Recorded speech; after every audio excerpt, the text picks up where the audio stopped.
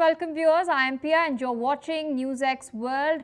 We're tracking some breaking developments that are coming in from the SCO summit in Shenzhen in China. We're now learning that on the sidelines of the summit, Russian President Vladimir Putin and India's Prime Minister Narendra Modi are holding a bilateral meeting. This meeting follows the joint Shenzhen declaration that has been signed by all 10 member states. In fact, during his earlier address to the leaders who were present for the summit this morning, Putin had in fact highlighted that both India and China are playing a crucial role as far as peace with Ukraine is concerned. In fact, just shortly before what you're seeing on your screens, in fact, Modi and Putin had shared the same car while heading to bilateral talks. The war in Ukraine is a central focal point of discussion. Also in focus is the tariffs, the 50% tariffs that have been slapped by US President Donald Trump against India over the purchase of Russian oil. India is, of course, buying Russian oil at a much cheaper price than those that can be bought from other countries across the world. This is a point of contention that the American administration has now raised. That's not all. We've in fact seen statements come in from advisors in the Trump administration branding the war between Russia and Ukraine as Modi's war, something that is quite confounding considering the fact that India and US do have a strategic partnership. Where this is headed next remains to be seen, but we can now see live shots on our screens. India's Prime Minister Narendra Modi and Russian President Vladimir Putin are in fact holding a bilateral meeting. Earlier in the day, there was a candid moment that was shared between these two leaders as they were heading for the meeting that's taking place. They also met with Chinese President Xi Jinping. The three leaders exchanged handshakes, hugs and smiles in a rare display of camaraderie. This, of course, has taken place as India and China have also decided to improve relations. There's been a thaw at that end as well.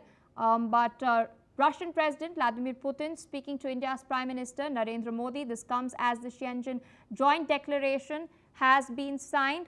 Some of the key points of the Shenzhen Declaration include the condemnation of the April 22nd Pahalgam terror attack that has taken place in Jammu and Kashmir in India, in which 26 people lost their lives. Apart from that, there was also a condemnation of the military strikes by Israel and the United States against Iran.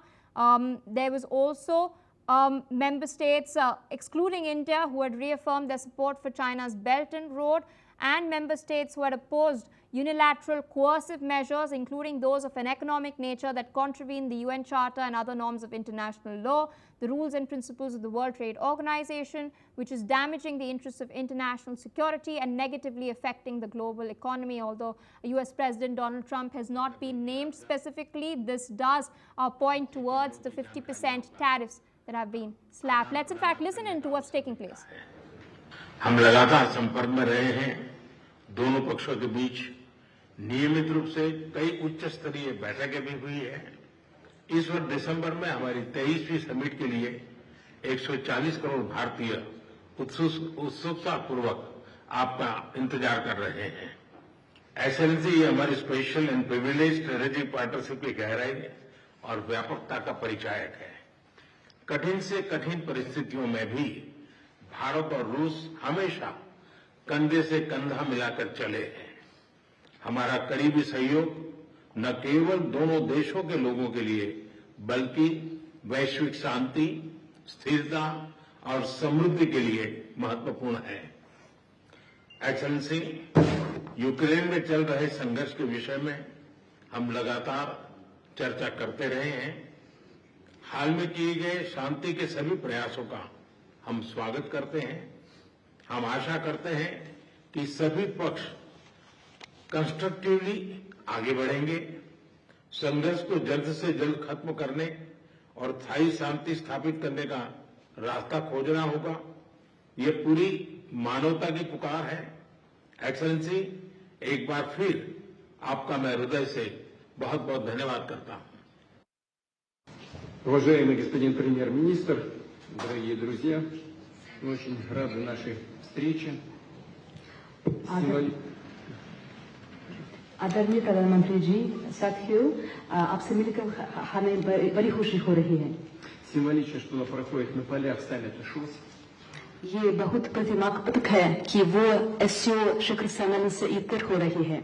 Организация, которая позволяет объединять усилия глав государств глобального Юга и Востока. ये एक संगठन है जो global south और east के देशों के नेताओं को प्रयास मिलाने को एक मंच प्रदान करता है। Усилия по созданию в Евразии архитектуры равной и неделимой безопасности. यूरेशिया में समान और अविभाज्य सिक्योरिटी ढांचे को बनाने के लिए प्रयासों के लिए एक मंच प्रदान करता है। Уважаемый господин премьер-министр, дорогой друг, 21 декабря исполняется 15 лет со дня принятия совместного заявления, в котором отмечен выход наших отношений на уровень особого привилегированного стратегического партнерства. महामहिम प्रधानमंत्री जी, प्रिय दोस्त, 21 दिसंबर को 15 साल पूरे हो जाएंगे जब से एक संयुक्त वक्तव्य पर हस्ताक्षर किए गए थे, जिसमें हमारे स्पेशल प्रिविलेज्ड पार्टनरशिप पर किस तरह हम पहुंचे। 15 साल हो गए। И можно уверенно констатировать, что многоплановые российско-индийские связи активно развиваются на этих принципах. और हम ये सच्चाई से बता सकते हैं कि हमारे रिश्ते इस सिद्धांतों पर बढ़ते हैं। Налажено многоуровневое взаимодействие. हमारे बीच बहुत बहुमुखी सहयोग चालू है। Торгово-экономическая кооперация в целом демонстрирует положительную динамику. व्यापार में सकारात्मक गतिशीलता देखने को मिलती है। Развивается туристический обмен. पर्यटकों का आदान प्रदान विकसित हो रहा है। Мы тесно координируем наши усилия на международной арене. अंतर्राष्ट्रीय मंच पर हम हमारे प्रयासों को समन्वय से करते हैं। Это ООН, БРИКС, группа 20 и, разумеется, ШОС. UN, BRICS, SCO जरूर इस गठन में से शामिल है। И сегодня хорошая возможность обсудить основные задачи дальнейшего развития многопланового двустороннего сотрудничества в различных областях. और आज की मुलाकात से हमारे रिश्तों को आगे बढ़ाने पर रास्तों पर बातचीत करने का एक बहुत अच्छा मौका मिलता है। Уважаемый господин премьер-министр, дорогой друг, Россия и Индия поддерживают десятилетиями особые отношения, дружеские, доверительные. Это фундамент для развития наших отношений в будущем. आदरणीय प्रधानमंत्री जी, प्रिय दोस्त, रूस और भारत के बीच बहुत विश्वसनीय रिश्ते बने हुए हैं। इस सिद्धांतों पर वे विकसित हो रहे हैं। И эти отношения носят абсолютно внепартийный характер, поддерживаются подавляющим большинством народов наших стран. और ये किसी से पार्टी या राजनीति पर आधारित नहीं है। लोग हमारे दो देशों के लोग इस रिश्तों का समर्थन करते हैं। Спасибо. धन्यवाद। That were made by Russian President Vladimir Putin and Indian Prime Minister Narendra Modi in their bilateral meeting. I'll be translating them. The Indian Prime Minister has stated that he hopes for a ceasefire between Russia and Ukraine. He's also stated that he's looking forward at welcoming Vladimir Putin to India later this year. Earlier, remember, Russian presidential aide Yuri Ushakov has stated that this meeting is likely to be held in December. Meanwhile, Indian Prime Minister has pointed to the fact that they've both been in conversation, they've both been in touch via the phone line, and he's also stated that it's important to ensure that peace takes place between Russia and Ukraine in order to ensure global stability. He stated that a constructive conversation to this end is necessary, and it is not just calls that nations are making, but the call to ensure peace is that humanity is making. Meanwhile, the Russian president has stated that he is pleased to meet Prime Minister Modi. Putin has gone forward to state that the SCO is a platform for cooperation between countries in the global south and the east. And he's also pointed towards the fact that India and Russia cooperate in other multilateral platforms such as the United Nations and BRICS. He stated that people-to-people ties between both countries are cherished, and that India and Russia are now enjoying, and they will mark 25 years of strategic partnership.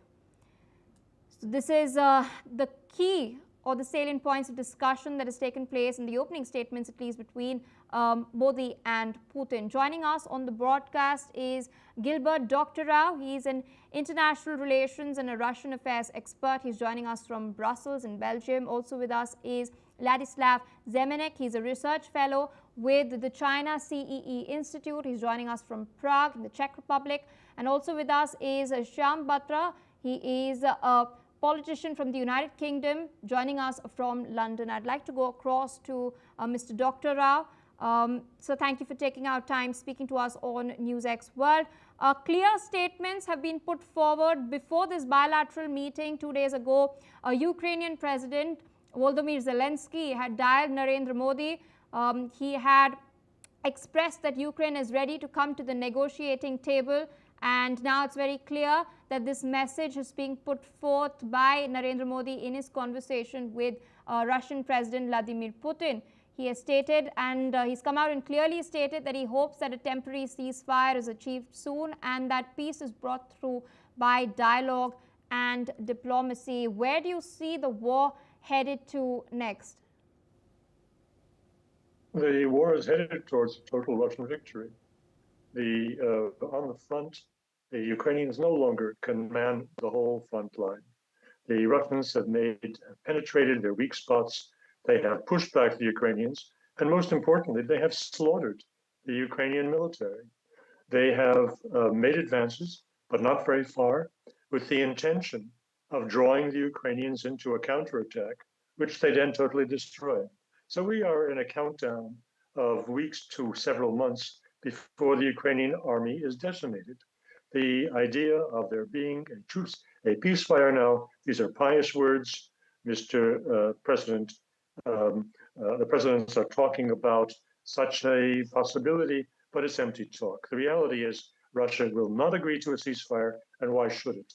That would only enable its Western supporters to send in troops to prepare for the next stage of a war against Russia. Absolutely excluded. The Russians will press their advantage to a complete victory within sight, within the next few months. All right, I'd also like to rope in Mr. Ladislav Zemenek into this discussion. This is a crucial bilateral that is underway in Shenzhen at this point, even as India's purchase of Russian oil is being penalized. Trump has slapped 50% tariffs, yet India has gone forward, continued its purchase of Russian oil. It's not really bowed down to the pressure. We'd recently seen statement by the charge d'affaires of the Russian embassy in India. He hinted at a 5% discount. What other expectations do you have from this particular bilateral?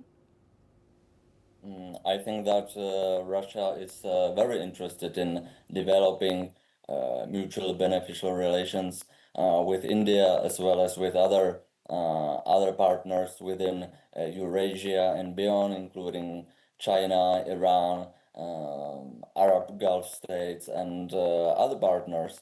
And it's important for India to balance between or among the pressure from the West, from the United States, and from the European Union, which press India to take sides and choose either Russia or the West to cooperate with, which is of course a long-term strategy conducted by most Western countries toward the rest of the world, and we can see that India, as well as other countries and increasing number of countries across the globe, are willing and able to counter and oppose this pressure and develop partnerships and relations, irrespective of differences in political systems, economic settlements, and so on. So we can see a transition to true multipolarity from the West-dominated international order, and cooperation or relations between Russia on one hand and India on the other hand is a good example of this transition. And huge transformation, deep transformation of the international order. Indeed, I'd like to go across to Mr. Butler, who's been waiting rather patiently. I'd like to also take a bird's eye view of what exactly has been going on and rope in what President Trump has been doing. He's been changing his tune for the last couple of months ever since he was sworn in back in January. He initially, when he had met Ukrainian President Volodymyr Zelensky, allowed Zelensky to be humiliated in front of international press. There were questions about Zelensky's attire that was raised, and following this, Trump then ranted on Truth Social several times. He had made several contentious posts, which did not sit quite well with European leaders. Now, in the meeting post the Alaska summit, he has vowed security guarantees. Why is Trump constantly changing his tune and his statements and his stance? I think, it's a long feud that's going on. I mean, obviously, he didn't get the minerals in time and all this other stuff. The problem is that there's no one strong enough in his team to go and negotiate and couple up with Putin. And I've said all along that I think Vladimir Putin should have been brought back into the international stage on many fronts, actually, because this man has oil, water, gas, and used to supply to the rest of modern Europe. The fact that he's gone into a war with Zelensky, etc., neither of them have come face to face. How do you expect a war or a stability to arrive when Trump is courting one side, humiliating the other, and then playing games with each other? It is a very short weapon that he's using, and it isn't going to work because Vladimir seems to be very smart on his feet. But the war has to be stopped, and good, hard, strong negotiations must be taken. But the fact that they're going to be doing it in India now, I mean, it's going into like country to country. No one seems to be hosting a proper meet, and it should be a one-to-one in a private room with their delegates hosting this negotiation battle to get this war stopped. Because there are a lot of casualties, a lot of Ukrainian soldiers have been killed, as well as the Russian soldiers. And what is Trump going to do? He said he was going to close it down in 24 hours. What happened? The tunes are changing. It's music. You know, they're playing musical chairs. Which one sits down last loses. It's all wrong. This is like political. It's not even political chess. You know, if it was political chess, it would be easy. There is a winner and the queen goes down. That's it. The king wins. But here, it's, as I've said before, I'm a good negotiator. I'm happy to go in and I will get it sorted out. Where is it going to go next? In Africa to host another negotiation? It is terrible. I've never, ever seen leaders like this behave in this manner. You know, he hosts Putin in Alaska. Alaska comes and goes. Nothing's happened. But the problem is that Vladimir Zelensky is also trying to be a hard nut. And it doesn't always work. Art of diplomacy is to sit down with each other. If you have an argument with your wife or husband, what are you going to do? Throw bombs at each other? You know, they were lifelong friends. They were family years ago. Ukraine and Russia were like one. The fact that this has happened now needs proper common sense to be dealt with. And I think President Trump must try and exercise his common sense if he has any, or you can clearly see that he does lose patience, because if he doesn't get his way, he would then start ranting and raving and stuff. And I've just seen this morning, and just to go aside, that Trump has sent children to Guadeloupe, I can't remember the country, and the children have not been reunited. They're illegal, you know, they're calling them, classing them as illegals. But to go back to Zelensky, he is firmly sat in his seat. He won't resign, he won't leave. So somebody new could perhaps come in and start negotiating battles. But there can't be a stalemate anymore. It has to be fixed. All of the world is in a mess because of these two.